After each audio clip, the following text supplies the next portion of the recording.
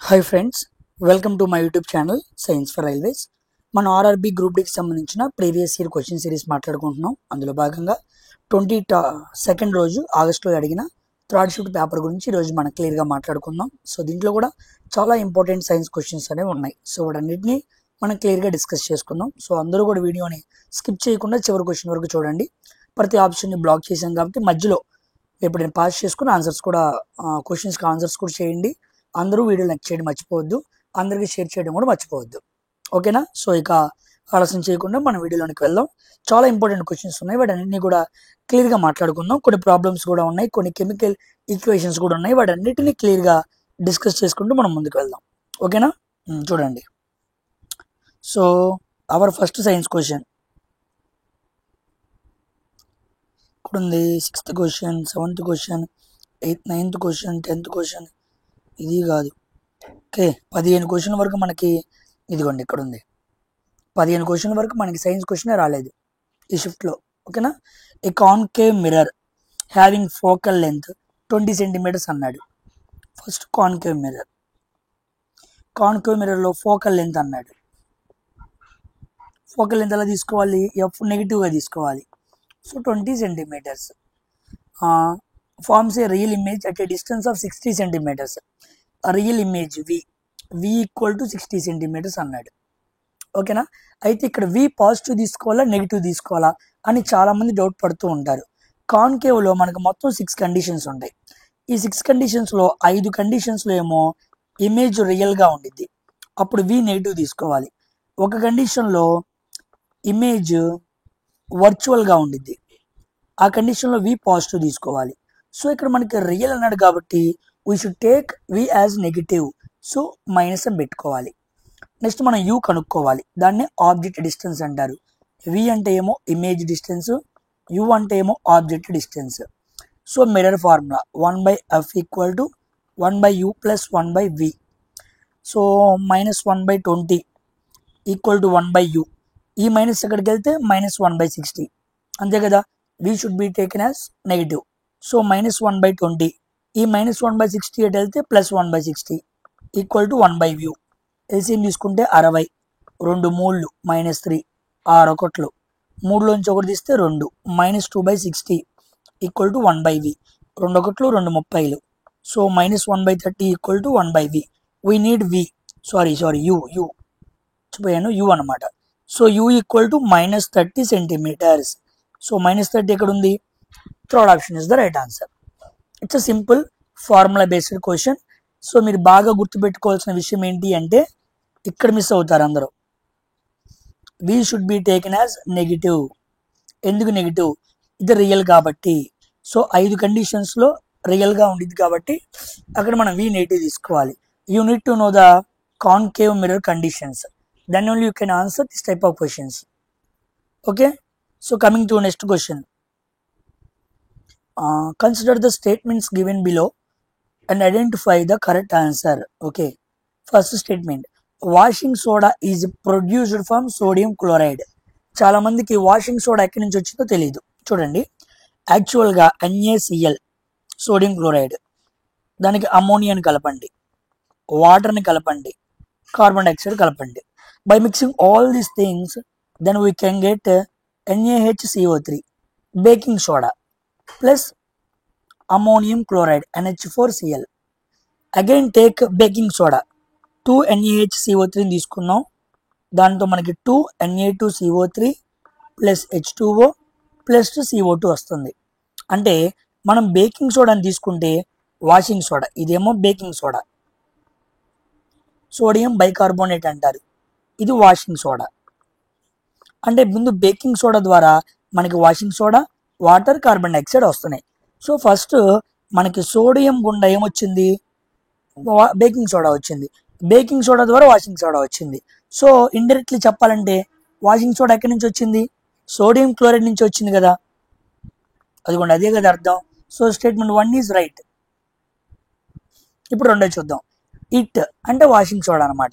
It attacks dirt and grease to form water soluble products which are then washed away on rinsing with water అన్నాడు. ఇప్పుడు ఈ washing soda బట్టల మీద ఉన్న grease కానీ మురికి వాటి మీద వాడామనుకోండి, ఆ గ్రీజ్ మరకలు మురికి మరకలు ఏమైపోతాయి? పోతాయి. పోయే గుణం వాటికుంది. ఎందుకుంది? బికాజ్ ఎప్పుడైతే మనం వాషింగ్ సోడాని తీసుకెళ్ళి వాటర్లో కలుపుతామో అప్పుడు వాటర్ యొక్క సర్ఫేస్ టెన్షన్ తగ్గిద్ది, తలతన్నిత అంటారు. సర్ఫేస్ టెన్షన్ తగ్గటం వల్ల ఆ నీటికి మట్టిని పోగొట్టే గుణం అనేది వచ్చింది అనమాట. అందుకే వాషింగ్ సోడాతో ఉతికితే బట్టలు బాగా మట్టి పోతాయి. అంటే పోకూడని మట్టలు కూడా మరకలు కానీ పోవాలంటే then we will use washing soda. ఓకేనా? So both statements are true.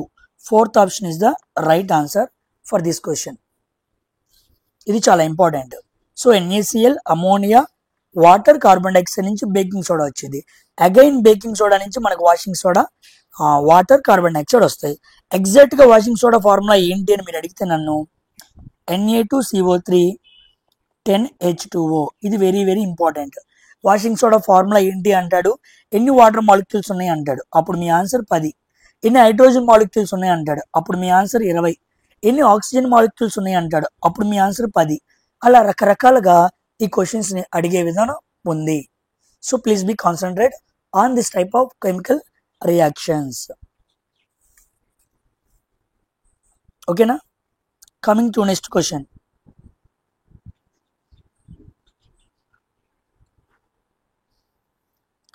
In the reaction ZnO(C) Zn plus CO. Okay, రాస్తున్నాను.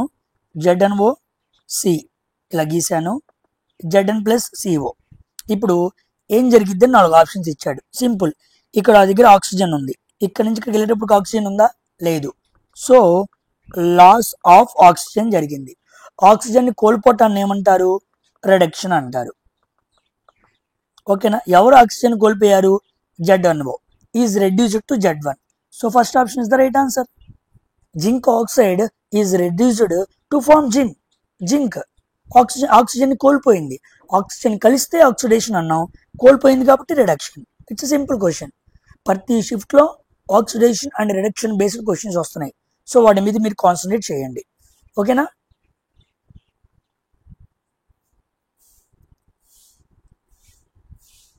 The component of white light that deviates most and passing through the glass prism is అన్నాడు. So ఒక prism తీసుకోండి,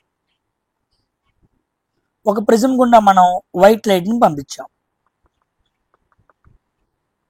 ఈ prism దాటిన తర్వాత అది different కలర్స్గా మనకి divide అవుతూ ఉండిద్ది. VIBGYOR విబ్జిఆర్ అంటారు. 7 కలర్స్ ఉంటాయి అన్నమాట. VIBGIOR VIBGYOR. ఇప్పుడు ఈ 7 కలర్స్లో మోస్ట్ డీవియేట్స్, అదేనంది? Yes, most deviates the most. ఎక్కువగా డీవియేట్ అయ్యేది ఏంటి అన్నాడు. సో ఎక్కువగా డీవియేట్ అయ్యేది ఏంటి అంటే వైలెట్ డీవియేట్స్ మోస్ట్. ఎందుకు వైలెట్ డీవియేట్ అవుతుంది అంటే because that has short wave length. దానికి వేవ్ లెంత్ తక్కువగా ఉండటం వల్ల వైలెట్ ఎక్కువగా డీవియేట్ అవుతుంది. ఓకేనా? మరి ఏది లీస్ట్గా డీవియేట్ అవుతుంది అంటే లీస్ట్ డీవియేషన్ దేనికి ఉంటుంది? రెడ్కి ఉండిద్ది. ఎందుకు అంటే దాని wave length long wave length, ఎక్కువ వేవ్ లెంత్ ఉండిద్ది. సో షార్ట్ వేవ్ లెంత్ ఉన్న వైలెట్ ఏమో ఎక్కువగా డీవియేట్ అవుతుంది, ఎక్కువ వేవ్ లెంత్ ఉన్న రెడ్ కలర్ ఏమో తక్కువగా డీవియేట్ అవుతుంది. అందుకే మనం రైల్వేస్లో స్టాప్ సిగ్నల్గా మనం ఏం వాడుతున్నామంటే ఇదిగోండి రెడ్ వాడుతున్నాం, ఒకవేళ ఆరెంజ్ కూడా వాడతాం, దానిపైన ఎల్లో వాడతాం, దానిపైన గ్రీన్ వాడతాం. చూసారా, మనం కింద నుంచి పైకి వెళ్తూ ఆ కలర్స్ని రైల్వేలో రకరకాలుగా వాడుకున్నాం. కాబట్టి ఎక్కువగా రెడ్నే మనం స్టాప్ సిగ్నల్గా వాడుతూ ఉంటాం. ఎందుకంటే రెడ్ లైట్ ఎప్పుడు కూడా గుబురుగా ఉండిద్ది. అంటే విరజిమ్ముతూ పక్కకి వెళ్ళిపోదు, చెదిరిపోదు, పక్కకి వెళ్ళిపోకుండా చక్కగా అలాగే ఉండిద్ది. మంచు కాలమైన whatever the season, it always accumulates అనమాట, కలిసి ఉండిద్ది అనమాట, గుబురుగా ఉండిద్ది. చెట్టుగా ఆకులలో గుబురుగా ఉంటాయి, అట్టా ఈ రంగు ఎప్పుడు గుబురుగా ఉండిద్ది. కాబట్టి దీనికి డీవియేషన్ చాలా తక్కువ. ఇలాంటి సిగ్నల్ని, ఇలాంటి కలర్ని మనం స్టాప్ సిగ్నల్గా వాడుకుందామని రైల్వే వాళ్ళు వాడుతూ మొదలుపెట్టారు. ఇక్కడి నుంచి కిందకి వెళ్ళే కొద్దీ ఇది కాస్త, ఇది కాస్త, అది కాస్త, వీటిని ఎక్కువగా వాడుతూ ఉంటారు. ఇవి తక్కువ. అందుకే VIBని రైల్వేలో సిగ్నల్స్ కోసం వాడరు. ఓకేనా. Coming to next question.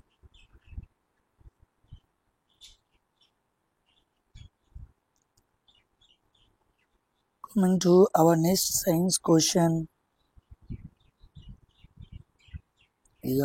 Yes, we got ozone depletion in the stratosphere layer of the atmosphere is responsible for each of the following అన్నాడు. స్ట్రాటోస్పియర్ లో ఉన్న ఓజోన్ లేయర్ ఎందుకంటే increase of UV radiations reaching the earth surface. Earth surface ని reach అవటానికి పెరుగుతున్న UV radiations ని control చేయాలనుకో we need to have ozone depletion. So ozone depletion అనేది మనకి స్ట్రాటోస్పియర్ లో ఉండిద్ది. తెలుసు కదా, tropo, strato, meso, iono or thermo, exo ఇలా పైకి వెళ్తున్నప్పుడు మనకి కొన్ని లేయర్స్ ఉంటాయి. ఈ స్ట్రాటోస్పియర్ లో ఉండేది మనకి ఓజోన్ లేయర్. ఓకేనా. సో ఆ లేయర్ మనకు ఉపయోగపడుతూ ఉండిద్ది. మనం ఎక్కువగా వాడే ఫ్రియాన్స్ లాంటివి, ఈ రిఫ్రిజిరేటర్లు, ఏసీ నుంచి విడుదలయ్యే ఉన్నాయి కదా క్లోరోఫ్లోరో కార్బన్స్, అవి ఈ ఓజోన్ లేయర్ ని దెబ్బతీస్తున్నాయి. అందుకే యూవీ రేడియేషన్స్ పెరిగే అవకాశం ఉంది. సో భూమి వేడుకుతుంది అనమాట ఇలాంటి వాటి వల్ల. సో ఇలాంటివి ఉండాలి. ఓజోన్ లేయర్ డిప్లీషన్ లాంటి లేయర్స్ అనేవి it has to be stay in the layer of atmospheric layers. Coming to next question. చూడండి. Consider the below statements, identify the correct answer. Okay. Ionic compounds are generally brittle and break in to pieces when pressure is applied. అంతే. Ionic compounds మీకు చాలాసార్లు చెప్పాను నేను. Ionic compounds అనేవి transfer of electrons ఆధారంగా ఏర్పడతాయి అన్నమాట. ట్రాన్స్ఫర్ ఆఫ్ ఎలక్ట్రాన్స్ని ఒకరు ఇంకొకరు ట్రాన్స్ఫర్ చేసుకోవడం వల్ల ఈ బాండ్స్ ఫామ్ అవుతాయి. అందువల్ల ఇవి చాలా బ్రిటిల్గా ఉంటాయి అన్నమాట. ఓకేనా. ఎక్కువ ప్రెషర్ అప్లై చేస్తే తప్ప వీటిని మనం బ్రేక్ చేయలేం. ఓకేనా. Break in to pieces when pressure is applied. బాగా ప్రెషర్ అప్లై చేస్తేనే వీటిని మనం బ్రేక్ చేయగలం, లేకపోతే చేయలేం, ఎందుకంటే చాలా గట్టిగా ఉంటాయి కాబట్టి. నెక్స్ట్, ఇవి మెటల్కి ప్లస్ నాన్ మెటల్కి మధ్య ఫామ్ అయ్యే బాండ్స్ అనమాట. The bond is formed between metal and non metal. రెండోది, yes, statement 1 is right.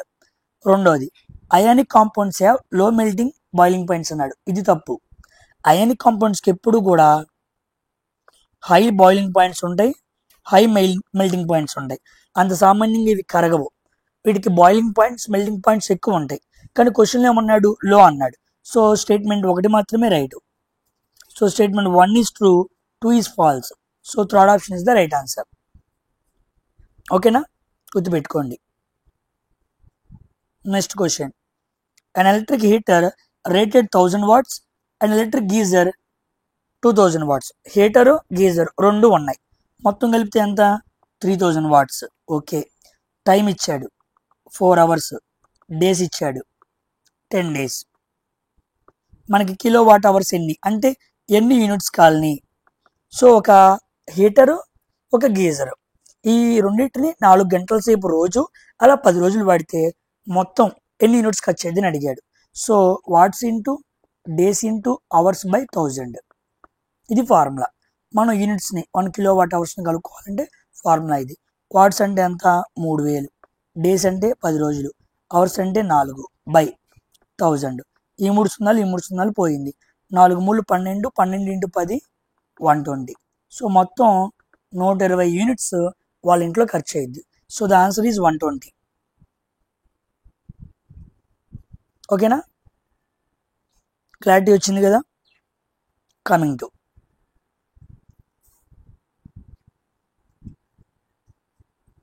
In the given reaction. ఇదిగోండి మళ్ళా రిడక్షన్ ఆక్సిడేషన్ మీద క్వశ్చన్ అడిగాడు చూసారా. సేమ్ షిఫ్ట్లో మరొక క్వశ్చన్ కూడా వచ్చింది. In the given reaction dash acts as a reducing agent. దీంట్లో ఏది రెడ్యూసింగ్ ఏజెంట్గా పనిచేసిందని అడిగాడు. చూద్దాం. Fe2O3 3CO gives rise to 2Fe and 3CO2. చూడండి, ఇక్కడ Fe అనేది ఏమైంది?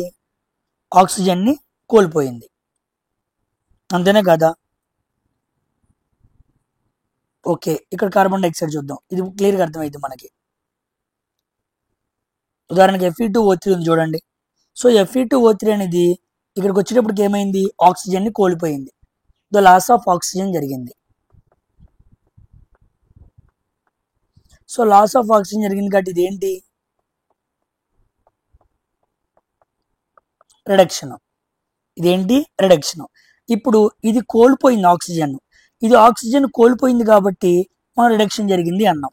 ఓకే, ఇప్పుడు కోల్పోయిన ఆక్సిజన్ దేనికి కలవాలి? ఇక్కడ నుంచి ఆక్సిజన్ వెళ్ళిపోయి దేనికి కలవాలి? కార్బన్కి కలవాలి కదా, సిఓకి కలవాలి కదా. ఒకవేళ సిఓనే లేదనుకోండి, ఇక్కడ Fe2O3 కోల్పోయిన ఆక్సిజన్ దేనికి కలిసిద్ది? కలవదు. సో Fe2O3 అనేది ఆక్సిజన్ లాస్ అయిపోయింది, కరెక్టే, రిడక్షన్ జరిగింది. కానీ దాన్ని తీసుకునే వాళ్ళు ఎవరు ఉండాలి? వీడేమో ₹2 ఇచ్చాడు, ₹2 తీసుకునేవాడు ఉండాలిగా, లేకపోతే వీడు ఇచ్చిన ₹2 ఏముండిద్ది? వాల్యూ ఉండదు. అలాగా Fe2O3 ఆక్సిజన్ కోల్పోయింది, అది తీసుకునేది ఎవరు? Carbon monoxide. So carbon monoxide is a reducing agent. ఓకేనా? పాయింట్ అర్థమైందా? క్లారిటీ వచ్చిందా మీకు? ఎందుకంటే Fe2O3 అనేది రిడక్షన్ జరిగింది, కాబట్టి ఇది ఏజెంట్, ఆక్సిడైజింగ్ ఏజెంట్. సింపుల్. ఓకేనా? ఈజీగా మనం చెప్పేయచ్చు అనమాట. క్లారిటీ వచ్చిందా? ఇలాంటి క్వశ్చన్స్ అనేవి చాలా చాలా ఇంపార్టెంట్, ఎగ్జామ్స్లో బాగా అడుగుతూ ఉంటాడు. ఇదిగోండి, ఇక్కడ నుంచి ఇక్కడికి వెళ్ళేటప్పుడు ఆక్సిజన్ యాడ్ అయింది చూసారా? ఎడిషన్ ఆఫ్ ఆక్సిజన్ జరిగింది, కాబట్టి అదేంటి? Reducing agent. అలాగైనా చెప్పొచ్చు, ఇలాగైనా చెప్పొచ్చు. ఓకేనా? CO, carbon monoxide is the answer. Next question. Some features of alveoli are mentioned below, select the incorrect option అన్నాడు. ఓకే, alveoli అంటే అర్థం ఏంటంటే, మీకు ఫోటో పెడతా మర్చిపోయాను, let me send the photo. Yes, ఇదిగోండి, alveoli అంటే ఇది అనమాట. మనకి ఊపిరితిత్తులు ఉన్నాయి కదా, లంగ్స్ ఉన్నాయి కదా, లంగ్స్ లోపల చాలా ముఖ్యమైన భాగం అన్నమాట, వీటిని alveoli అంటారు. ఈ లంగ్స్ లో నిర్మాణాత్మక క్రియాత్మక ప్రమాణం, the fundamental and basic unit is alveoli. ఒక ద్రాక్ష గుత్తికి ద్రాక్షకాయలు ఎలా ఉంటాయో ఈ alveoli అలా ఉంటాయి, ఊపిరితిత్తుల లోపల ఉంటాయి. ఓకేనా? ఇప్పుడు చూడండి, some features are alveoli are below, select the incorrect option అన్నాడు. హ్యావ్ లార్జర్ సర్ఫేస్ ఏరియా, వాటికి సర్ఫేస్ ఏరియా ఎక్కువగానే ఉండిద్ది. Have extensive network of blood vessels, ఎక్కువ బ్లడ్ వెజల్స్ అన్ని కూడా కలిసి ఉంటాయి అనమాట, ఆ నాళికలన్నీ కలిసి ఉంటాయి, అదొక పెద్ద నెట్వర్క్ అనమాట. ఆర్ థిన్ వాల్డ్, అవి థిన్గా ఉంటాయి. ఆర్ ఫింగర్ లైక్ స్ట్రక్చర్స్ అనేవి తప్పు, అవి ఫింగర్ లైక్ స్ట్రక్చర్స్ లో ఉండవు అనమాట. కానీ వాడు ఫింగర్ లైక్ స్ట్రక్చర్స్ అన్నాడు. ఇవి ఎలా ఉంటాయి అంటే బెలూన్ షేప్డ్ సాక్ లైక్ స్ట్రక్చర్స్, బెలూన్ షేప్డ్ సాక్ లైక్ స్ట్రక్చర్స్, బెలూన్ షేప్ లో ఒక సంచి లాంటి రూపంలో ఇవి ఉంటాయి అన్నమాట. ఇదిగోండి, ఇలా ఉంటాయి, కాబట్టి అవి ఫింగర్ లైక్ స్ట్రక్చర్స్ అన్నాడు, కాబట్టి ఇది తప్పు. So 4th option is the right answer. వాడు ఇన్కరెక్ట్ అన్నాడు కాబట్టి చాలా చాలా ఇంపార్టెంట్. ఓకేనా? మనం ఊపిరితిత్తుల ద్వారా పీల్చుకున్న గాలి లోపలికి వెళ్ళిపోయి ట్రాకియా గుండా వెళ్ళిపోయి బ్రాంకస్ బ్రాంక్యూల్స్ గుండా వెళ్ళిపోయి లోపల alveoli అంటారు, అక్కడికి వెళ్ళిపోయి అక్కడ ఎక్స్చేంజ్ జరిగిద్ది అనమాట. మనం O2ని పీల్చుకుంటాం, CO2ని బయటకు వదులుతాం. మన బాడీలో ఉండే CO2 బయటికి రావాలి కదా, సో బ్లడ్ లో ఉన్న CO2 బయటికి రావాలి, బయట నుంచి తీసుకున్న O2 బ్లడ్ లోకి వెళ్ళాలి. ఈ ఎక్స్చేంజ్ ఆఫ్ గ్యాసెస్ ఇక్కడే జరిగిద్ది. సో alveoli ఏం జరిగిద్ది అంటే ఎక్స్చేంజ్ ఆఫ్ గ్యాసెస్. ఓకేనా? మనం ప్లాంట్ లో స్టొమాటో అలాగా, మన ఊపిరితిత్తుల్లో ఇవి అలాగా, alveoli గుర్తుపెట్టుకోండి, వెరీ వెరీ ఇంపార్టెంట్. కిడ్నీలో నెఫ్రాన్ అలాగో ఇక్కడ ఇవి అలాగనమాట. Next question.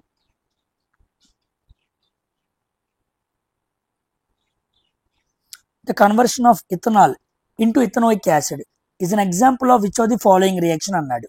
So ethanol ethanoic acid గా మారుతాం, ఏ రియాక్షన్ అన్నాడు? గుర్తుపెట్టుకోండి, ఇది ఆక్సిడేషన్ రియాక్షన్. ఓకేనా? ఫస్ట్ ఇథనాల్ అంటే అర్థం ఏంటి? CH3 CH2 OH gives rise to, ఇప్పుడు మనకి ఎలా మారిపోవాలి? ఇథనోయిక్ యాసిడ్ గా మారాలి, అంటే CH3 COOH ప్లస్ H2O. ఓకేనా? ఇప్పుడు కార్బన్లు ఇక్కడ ఎన్ని ఉన్నాయి? 2 ఉన్నాయి. హైడ్రోజన్లు మ్యాచింగ్ జరుగుతాయి, ఆక్సిజన్లు మ్యాచింగ్ జరగదు. ఇదిగోండి, ఇక్కడ ఆక్సిజన్ చూసారా, ఒకటే ఉంది. ఇక్కడ ఆక్సిజన్లు ఎన్ని ఉన్నాయి? 3 ఉన్నాయి. అంటే ఇథనాల్ ఎప్పటికీ ఇథనోయిక్ యాసిడ్ గా మారదు. ఎప్పుడు మారిద్ది అంటే when you add oxygen, addition of oxygen మనం ఏమనాలి? ఆక్సిడేషన్ అనాలి. ఇప్పుడు ఆక్సిజన్ యాడ్ చేశాను అనుకోండి, ఇప్పుడు మొత్తం ఆక్సిజన్ ఎన్ని అవుతాయి? 3 అవుతాయి. ఇక్కడ కూడా ఎన్ని అవుతాయి? 3 అవుతాయి. చూసారా మ్యాచింగ్ అయింది. సో ఆక్సిజన్ కలిపితేనే ఇథనాల్ ఇథనోయిక్ యాసిడ్ గా మారింది. సో ఎడిషన్ ఆఫ్ ఆక్సిజన్ ని మనం ఆక్సిడేషన్ రియాక్షన్ అని పిలవాలి. ఓకేనా? Second option is the right answer.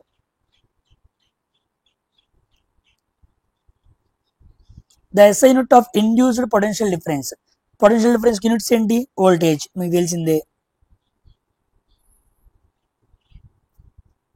Next, in which part of the leaves, ఆకుల్లో ఏ భాగం, do massive amounts of gaseous exchange takes place during respiration. Respiration సమయంలో ఎక్కువ మొత్తంలో గ్యాసెస్ అనేవి ఆకుల్లోని ఏ భాగం గుండా బయటికి వెళ్ళిపోతాయి అని అడిగాడు. మాట్లాడుకున్నాం మనం. Stomata is the exchange of gases part in plant. Exchange of gases, ఇవి కార్బన్ డైఆక్సైడ్ పీల్చుకుని ఆక్సిజన్ బయటకు వదలాలి. ఆ వదిలిన ఆక్సిజన్ మనం పీల్చుకోవాలి. ఓకేనా?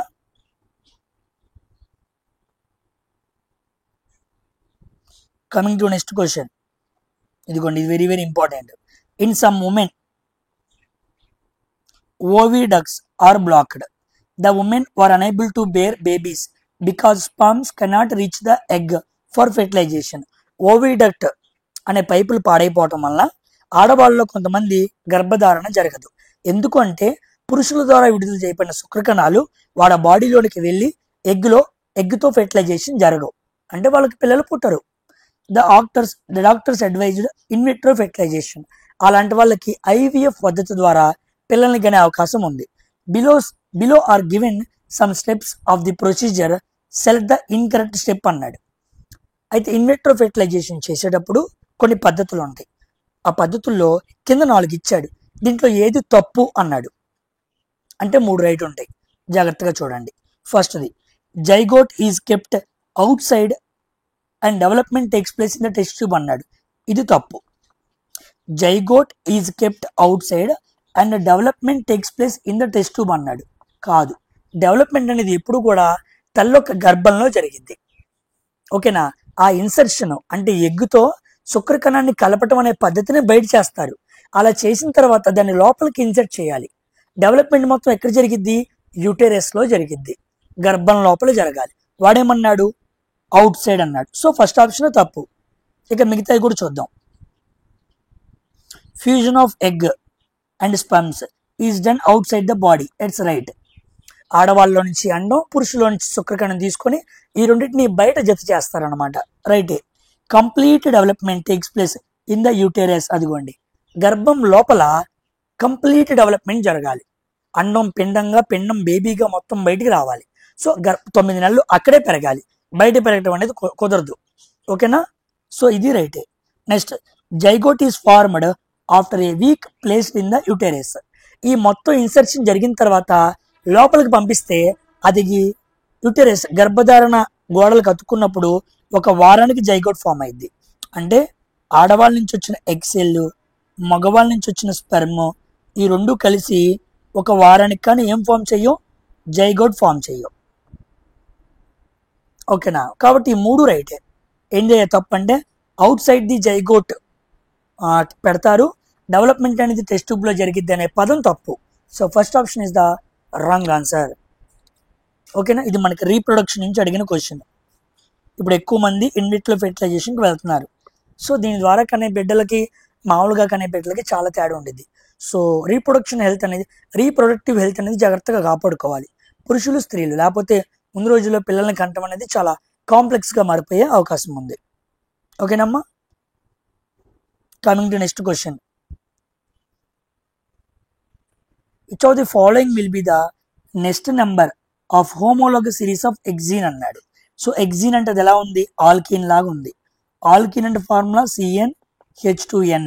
హెగ్జీన్ అంటే N వాల్యూ 6. దాని తర్వాత అన్నాడు కాబట్టి N వాల్యూ ఏం తీసుకోవాలి? 7 తీసుకోవాలి.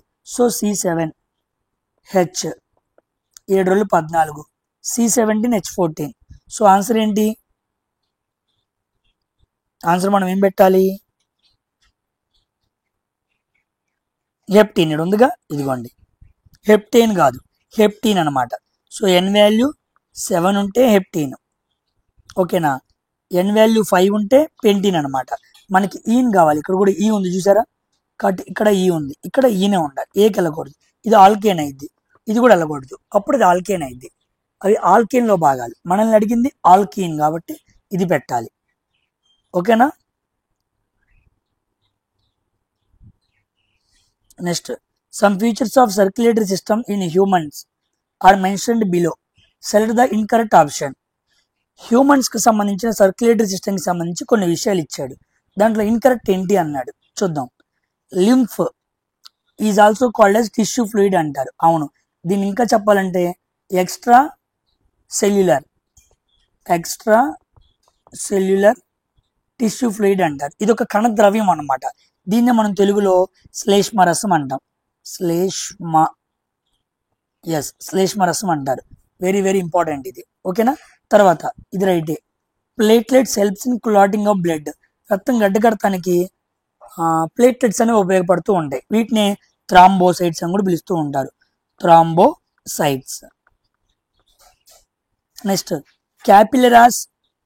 Capillaries to join to form veins అనమాట. అవును, కేశనాళికలు, మన వెంట్రుకలు ఎంత సైజులో ఉండే కేశనాళికలు అన్నీ కలిసి కూడా సిరల్ని ఫామ్ చేస్తాయి. అవును, పెద్ద పెద్ద సిరల్ లాంటి రక్తాన్ని తీసుకెళ్లే ట్యూబ్స్ ఫామ్ అవ్వాలి అంటే కేశనాళికలతోనే జరిగింది. ఇది right. So fourth option is the wrong answer. Hyper tension is caused by constriction of veins అన్నాడు. అది తప్పు అనమాట. ఓకేనా. ఎందుకు అంటే హైపర్ టెన్షన్ అంటే హై బీపీ మనకు తెలుసు కదా, కన్స్ట్రిక్షన్ అంటే సంకోచం. సో సిరలు సంకోచుడు అవటం వల్ల హైపర్ టెన్షన్ ఎక్కువ రాదు. హైపర్ టెన్షన్ ఎక్కువగా రావడానికి గల కారణం ఏంటంటే కన్స్ట్రిక్షన్ ఆఫ్ ఆర్టరీస్. ధమనులు ఎక్కువ సంకోచానికి గురవటం వలన అప్పుడు మనకు వచ్చేది హైపర్ టెన్షన్ అనమాట. అఫ్ కోర్స్ సిరలు కూడా ఉన్నాయి, కానీ సిరలే ముఖ్యం కాదు. So hypertension is caused by both constriction of veins and arteries. ధమనులు ఇవి సిరలు, ఇవి ధమనులు. సో రెండు ఉన్నప్పటికీ మరి ముఖ్యంగా మనం చెప్పాల్సింది ధమనులు. సో ధమనులు సంకోచం వలన ఎక్కువగా హై బీపీ, హైపర్ టెన్షన్ లాంటివి మనిషికి వస్తూ ఉంటాయి. So fourth option is the wrong answer. Coming to next question.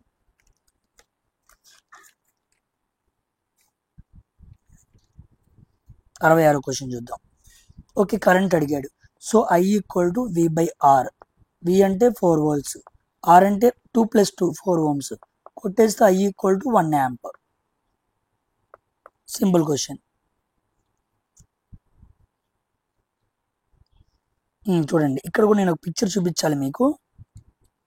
So I will need to show one picture. Then only you people can clearly understand what I am going to tell.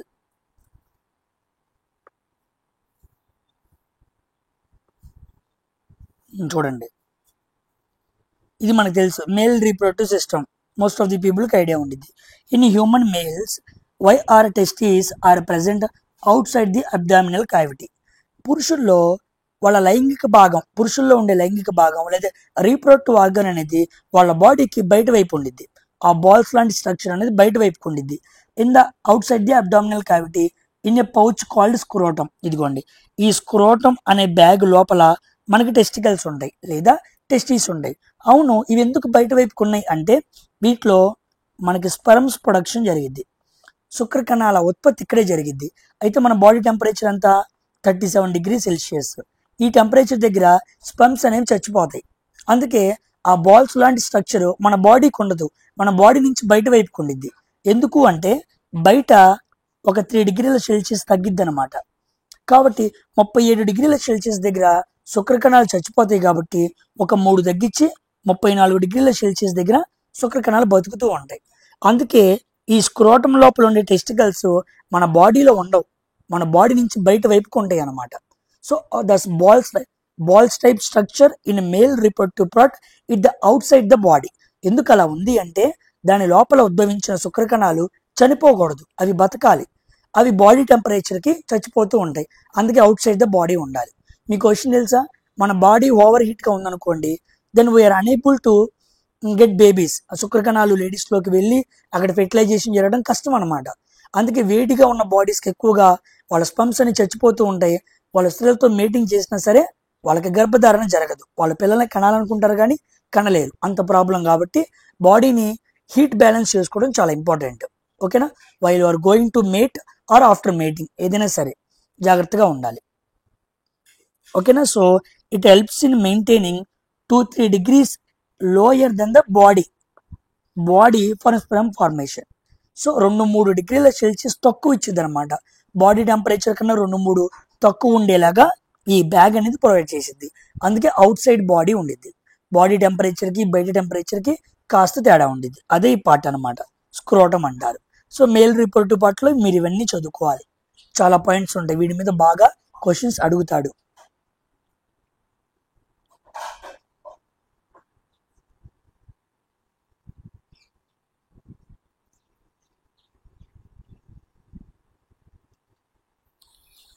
Coming to our next question చూడండి. Which of the following triads is not Dobereiner triad? Dobereiner triad కానిది ఏంటి అన్నాడు. ఏంటది? LiNaK కరెక్టే, calcium strontium barium కరెక్టే, chlorine bromine iodine కరెక్టే. ఇదే wrong. So third option is the wrong answer. ఓకేనా,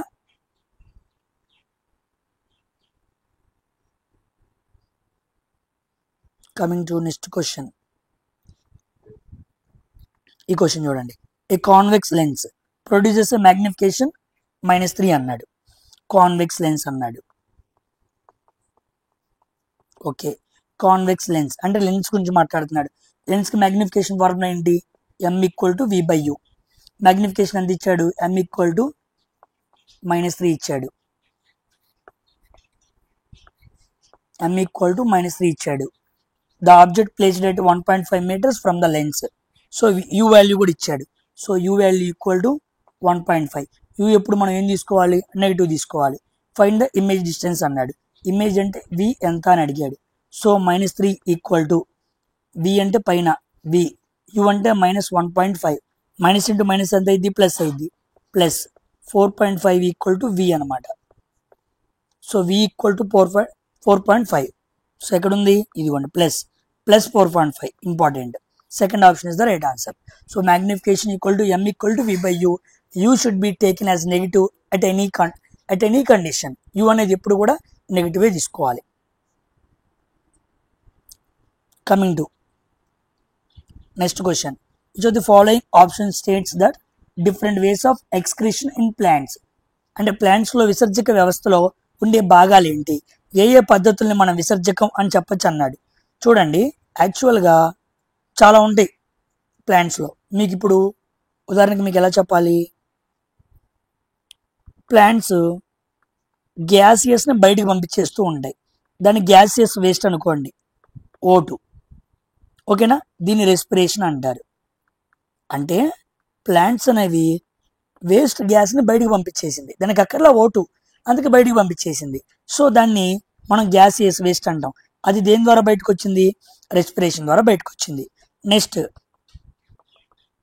లిక్విడ్ వేస్ట్ ఉండిద్ది, అంటే వాటర్ని కూడా ప్లాంట్స్ బయటికి పంపించేస్తాయి. దేని ద్వారా? ట్రాన్స్పిరేషన్, బాష్పోత్సేకం ద్వారా. అవునా కాదా? అలాగా కొన్ని పద్ధతులు ఉన్నాయి. ఆ పద్ధతుల ద్వారా ప్లాంట్స్లో ఉన్న అనవసరమైన అవసరం లేని మెటీరియల్స్ అన్ని బయటికి వెళ్ళిపోతాయి. ఆ పద్ధతుల్లో ఒకటే ఆన్సర్ ఫస్ట్ ట్రాన్స్పిరేషన్, అంటే వాటర్ బయటికి వెళ్ళటం. డిఫ్యూజన్ అంటే ఆక్వాటిక్ ప్లాంట్స్లో జరిగిద్ది అనమాట. ఇక్కడ వేస్ట్ డైరెక్ట్గా సరౌండింగ్స్ బయటికి విడుదల చేయబడింది. సో డిఫ్యూజన్ అంటే aquatic plants directly release waste into surroundings అనమాట, బయటికి పంపించేస్తూ ఉంటాయి. నెక్స్ట్ స్టోరేజ్ అనమాట. అంటే కొన్నిసార్లు ప్లాంట్స్ అవసరం లేని వాటిని స్టోర్ చేసుకుంటూ ఉంటాయి. వాటిని ఎక్కడ స్టోర్ చేస్తాయి అంటే వ్యాక్యూల్స్లో స్టోర్ చేసుకుంటూ ఉంటాయి. సో స్టోరేజ్ అనేది ఒక వేస్ట్ పద్ధతి, డిఫ్యూజన్ అనేది ఒక వేస్ట్ పద్ధతి, ట్రాన్స్పిరేషన్ అనేది ఒక వేస్ట్ పద్ధతి. ఒక్కొక్క వేస్ట్ పద్ధతిలో ఒక్కొక్క ప్లాంట్కి అవసరం లేనివి బయటికి పంపిస్తూ ఉన్నాయి. అవి మనకు అవసరం కావచ్చు. ఓకేనా, కాబట్టి transpiration, diffusion, storage, these are the 3 different ways of excretion we primarily seen in plants. మనం ప్లాంట్స్లో ఎక్కువగా వాటిని చూస్తూ ఉంటాం. ఓకేనా, first option is the right answer. గుర్తుపెట్టుకోండి, very very important.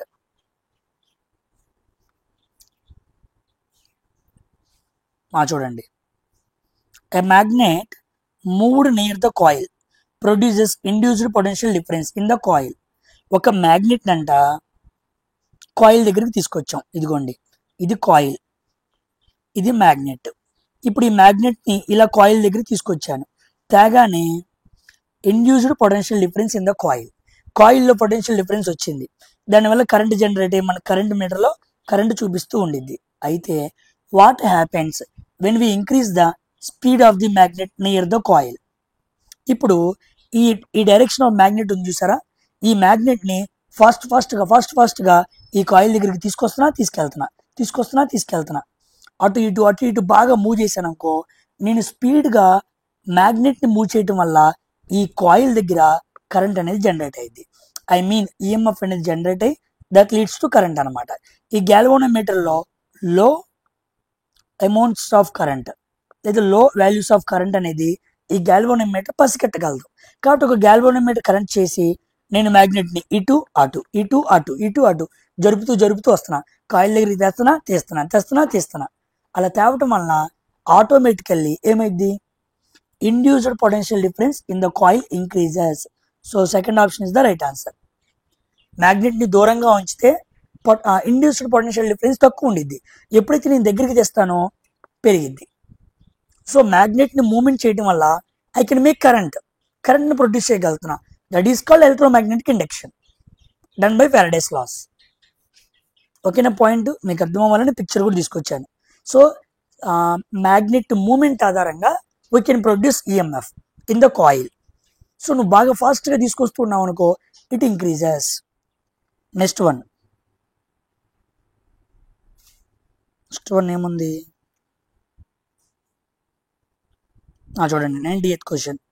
A spherical mirror converges a beam of light at a given point on the principal axis. Which of the following statements about the mirror are true అన్నాడు. చూడండి, converges అన్నాడు అంటే converging mirror. Converging mirror అంటే మనకి ఏమర్థం అవ్వాలి, అది concave. Diverging అంటే ఏమో కాన్వెక్స్, కన్వర్జింగ్ అంటే కాన్కేవ్. సో ఫస్ట్ ఆప్షన్ రైటే, ద మిర్రర్ ఈజ్ కాన్కేవ్ అన్నాడు. Second option it has positive focal length అన్నాడు, తప్పు. కాన్కేవ్కి నెగిటివ్ ఫోకల్ లెంత్ ఉండిద్ది. Next the point of convergence is principal focus of the mirror. అన్ని convergence ఎక్కడ జరుగుతాయి, ఫోకస్ దగ్గర జరుగుతాయి, ప్రిన్సిపల్ ఫోకస్ అంటారు అన్ని. ఇది right. So 1 and 3 are right, I mean A and C are right. So second option wrong. So converging mirror అంటే concave mirror, దానికి ఫోకల్ లెంత్ నెగిటివ్ ఉండిద్ది. అది ఎప్పుడు కూడా ఆ రేస్ అన్నీ కూడా, ఆ లైట్ రేస్ అన్నీ కూడా ఫోకస్ దగ్గర కన్వర్జ్ అవుతాయి. ఓకేనా, so A and C are right options. Next, an electric heater is rated 2200 watts, 220 volts. The minimum rating of the fuse wire to be connected to device అన్నాడు. Fuse rating, minimum rating of fuse wire అన్నాడు. So fuse wire అంటే మనకు current తెలియాలి. Power equal to V into I. Power ఎంత, 2200 watts. Voltage ఎంత, 220 into I. 0 0 22 ఒకట్లు 22 పదులు. So I equal to 10 amps. ఓకేనా. So final question, what is the correct order of metallic character of the which of the following metals అన్నాడు. చూడండి, చాలా మంది periodic table లేదు అంటున్నారు, అది నిజమే. ఒక లేని పీరియాడిక్ టేబుల్ మాత్రమే, మిగతా అన్నీ అలాగే ఉన్నాయి. నేను ఎన్సీఆర్టీ మీద కూడా వీడియో చేశాను, అప్లోడ్ చేస్తాను. అది కాస్త ఎడిటింగ్ చేయాలి, లేట్ అవుతుంది, చూసి అప్లోడ్ చేస్తాను దాన్ని కూడా. ఓకేనా. సో అన్నీ లేవనుకొని భ్రమపడమాకండి, ఒక్క యూనిట్ మాత్రమే లేదు, అది పీరియాడిక్ టేబుల్ లేదు. అయితే మీకు మెటల్స్, నాన్ మెటల్స్ అని ఒక యూనిట్ ఉంది, అక్కడ ఈ ఫ్యాక్టర్స్ అన్ని చదువుకోవాలి. చదువుకోకపోతే మీకు అర్థం కాదు. అక్కడ ఎలక్ట్రో పాజిటివ్ అని, ఎలక్ట్రో నెగిటివ్ అని చాలా నేచర్స్ ఉంటాయి, మెటల్స్కి ఉండే గుణాలు ఉంటాయి. ఆ గుణాలన్నీ మీకు ఎలా అర్థమవుతాయి, కాస్త మీకు ఐడియా ఉండాలి. అందుకే నేను ఆ వచ్చిన క్వశ్చన్స్ని ఎందుకు విడిచేయడం, ఒక 10 secondsగా ఎక్స్ప్లెయిన్ చేస్తున్నాను. అందుకే గమనించండి. చూడండి, ఫస్ట్ మనం పీరియడ్ టేబుల్ రాసుకుందాం. Lithium, sodium, potassium, rubidium, caesium, francium, ఇది first group. Next beryllium, magnesium, calcium, strontium, barium, radium, ఇది 1A గ్రూపు, ఇది 2A group. Alkali metals, alkali earth metals అంటారు. ఇప్పుడు ఇటు పక్కన మెటల్స్ ఉంటాయి, ఇక్కడ రాస్తాను. పీరియాడిక్ టేబుల్లో ఇటు పక్కన మెటల్స్ ఉంటాయి, ఇటు పక్కన నాన్ మెటల్స్ ఉంటాయి, అవునా కాదా? మనం లెఫ్ట్ నుంచి రైట్ వైపుకి వెళ్తున్నప్పుడు మెటాలిక్ క్యారెక్టర్ ఏమైద్ది? తగ్గిద్ది, అవునా కాదా? ఇప్పుడు దీనికి మెటాలిక్ క్యారెక్టర్ ఎక్కువ, దీనికి మెటాలిక్ క్యారెక్టర్ తక్కువ. అంటే ఈ రెండు పోల్చుకున్నాను అనుకో, దీనికి తక్కువ, దీనికి ఎక్కువ. ఓకేనా? సో ఇలా పీరియడ్లో లెఫ్ట్ నుంచి రైట్ వైపు వెళ్తున్నప్పుడు మెటాలిక్ క్యారెక్టర్ ఏమైంది అంటే తగ్గిద్ది. ఇప్పుడు గ్రూప్స్లో చూద్దాం. గ్రూప్లో అంటే పైనుంచి కిందకు వస్తున్నప్పుడు, పైనుంచి కిందకు వస్తున్నప్పుడు అంటే top to bottom metallic character ఏమైంది అంటే పెరిగిద్ది అనమాట. మెటాలిక్ క్యారెక్టర్ పెరిగిద్ది. సో లెఫ్ట్ టు రైట్ వెళ్తున్నప్పుడు మెటాలిక్ క్యారెక్టర్ తగ్గిద్ది, టాప్ టు బాటం వెళ్తున్నప్పుడు మెటాలిక్ క్యారెక్టర్ పెరిగిద్ది. ఇప్పుడు మనకు ఆడు 4 ఇచ్చాడు. ఈ 4 మెటల్స్ని మనం జాగ్రత్తగా అమర్చాలి. చూడండి, జాగ్రత్తగా చూద్దాం.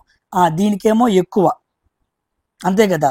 రైట్ వైపు వెళ్తున్నప్పుడు తగ్గిద్ది అన్నాం, దీనికి తక్కువ ఉండిద్ది. ఓకే, ఇప్పుడు కిందకు చూసామనుకోండి, ఇంకేమిచ్చాడు? సీజియం, బేరియం ఇచ్చాడు. ఇదిగోండి సీజియం, దీనికి ఎక్కువ, దీనికి ఎలా ఉండిద్ది? తక్కువ ఉండిద్ది, అవునా కదా? ఇప్పుడు పైనుంచి కిందకు వస్తున్నాం, పైనుంచి కిందకు వస్తున్నప్పుడు దీనికి చాలా తక్కువ, దీనికి చాలా ఎక్కువ ఉండిద్ది, అంతేనే కాదా? అలాగే కదా ఉండేది ఫస్ట్. అంటే పైన వాటికి చాలా తక్కువ ఉండిద్ది అనమాట. సో ఫస్ట్ పైన రాసుకోవాలి. మెగ్నీషియం దీనికి చాలా తక్కువ, దాని తర్వాత సోడియం దీనికి చాలా తక్కువ. పైన వాటికి చాలా మెటాలిక్ క్యారెక్టర్ తక్కువ ఉండిద్ది. కిందకు వస్తున్నప్పుడు పెరుగుతుంది కాబట్టి ముందు ఈ రెండు రాసేసుకోవాలి, ఆ తర్వాత ఈ కింద రెండింటికి రావాలి. ఇప్పుడు దీంట్లో బేరియంకి తక్కువ, కుడివైపు వెళ్ళాం కాబట్టి, ఎడం వైపు ఉంది కాబట్టి దీనికి చివరిగా ఉండిద్ది. సో ఆన్సర్ ఇది అనమాట. Magnesium, sodium, barium, caesium. 4th option is the right answer. Metallic character అనేది ఎలా ఉండిద్ది అన్నప్పుడు పైన మెటల్స్కి తక్కువ ఉండిద్ది కాబట్టి తక్కువ ముందు రాసుకున్నాను, కింద వాటికి ఎక్కువ ఉండిద్ది కాబట్టి కింద రెండు తర్వాత రాశాను. మరి ఈ రెండిట్లో ఏది రాయాలి అంటే ముందు సోడియంకి ఎక్కువ, దాని తర్వాత మెగ్నీషియంకి తక్కువ కాబట్టి ముందు మెగ్నీషియం రాసి సోడియం రాయాలి, బేరియం రాసి సీజియం రాయాలి. అలా రాస్తే చక్కగా నాకు ఈ ఆర్డర్ వచ్చేసింది. ఓకేనా? ఇలాగ మనం మెటాలిక్ క్యారెక్టర్ని డిసైడ్ చేయాలి. ఓకేనా? ఇవి మెటల్స్లో మీకు తెలియాలి, పీరియాడిక్ టేబుల్ అక్కర్లేదు. కానీ మెటాలిక్ క్యారెక్టర్ దేనికి ఎక్కువ ఉంది అంటాడుగా, ఆ బిట్ మిస్ చేయడుగా, ఆ మెటల్స్ పరంగా అడగచ్చు కదా, అప్పుడు ఏం చేస్తారు? సో పీరియాడిక్ టేబుల్లో జస్ట్ క్లాసిఫికేషనే, మెటల్స్ నాన్ మెటల్స్ దగ్గర ఇవన్నీ అడుగుతాడు. మీరు వద్దు అనుకుని వదిలేస్తే మీరే ఇబ్బంది పడతారు. ఒక ఐడియా అనేది మీకు ఉండాలి, అప్పుడే మీరు ఆన్సర్ చేయగలరు. ఓకేనా? సో దీంతో 100 క్వశ్చన్స్. సో దీంతో 22 ఆగస్ట్ అడిగిన థర్డ్ షిఫ్ట్ పేపర్ కూడా కంప్లీట్ అయిపోయింది. ఓకేనా? నెక్స్ట్ టైం మనం 23rd ఆ రోజున కూడా ఎగ్జామ్ జరిగింది, ఆ రోజు 3 పేపర్లు మాట్లాడుకుందాం. ఓకేనా? సో అందరికీ నా వీడియోస్ అర్థమవుతున్నాయి అనుకుంటున్నాను. సో ఏమైనా డౌట్స్ ఉంటే కామెంట్ సెక్షన్లో మీరు మాట్లాడండి, నేను చూస్తాను. వాటిని కరెక్ట్గా ఆన్సర్స్ ఒకవేళ మీరు చెప్పింది రైట్గా ఉంటే నేను తీసుకొని వీడియోలో మాట్లాడతాను. ఓకేనా? సో అందరూ నా వీడియోని లైక్ చేయండి, నన్ను సపోర్ట్ చేయడం మర్చిపోవద్దు. మరొక వీడియోతో కలుద్దాం. Until then thank you very much for watching science for railways. Bye.